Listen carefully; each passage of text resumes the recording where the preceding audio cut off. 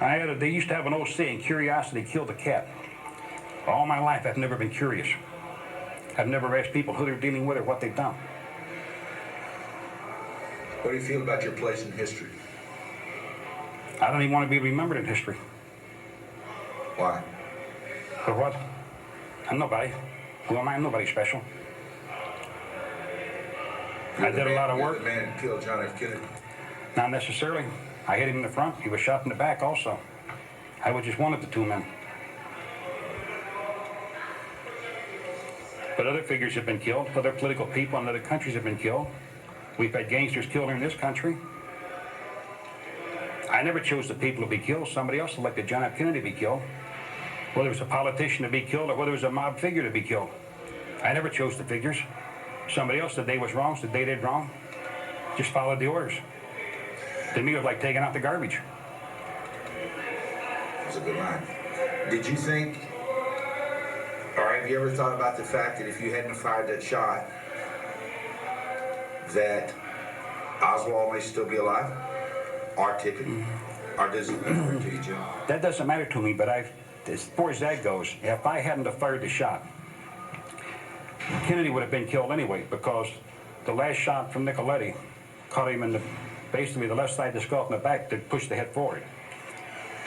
So, basically speaking, he would have been killed either way. But I had waited till the last point for fields of fire for me before Jacqueline Kennedy would become in the line of fire. If I don't take it at this point, I'm losing my last chance for field of fire. Then I don't fire at all. And then if Nicoletti hadn't have fired, and neither one of us fired, he might have lived. Then the job wouldn't have been done. Can you show me exactly using your finger where you shot at President Kennedy? On whose face? On yours. Just say my shot, you know.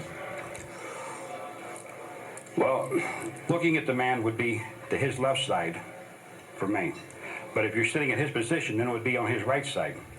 And it would have came in through on his head, it would have came in here and exited out the backside.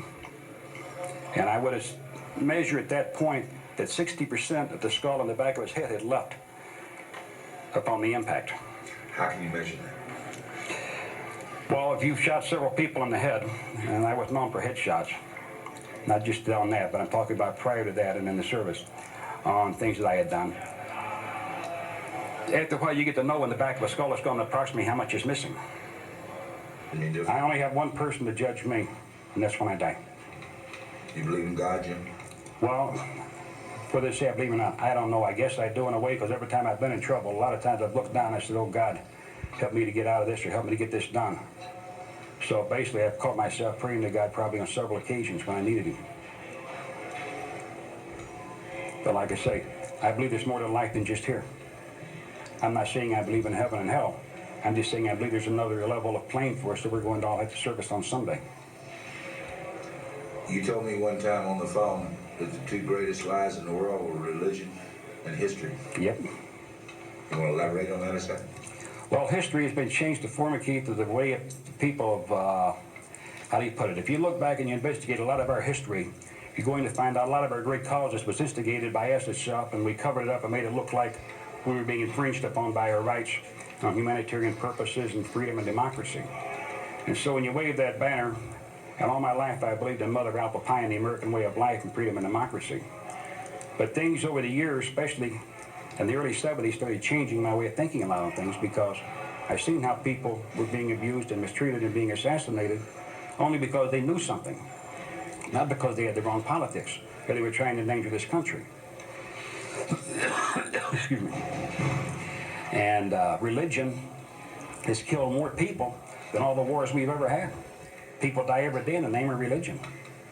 It started out that way in the beginning, and it's still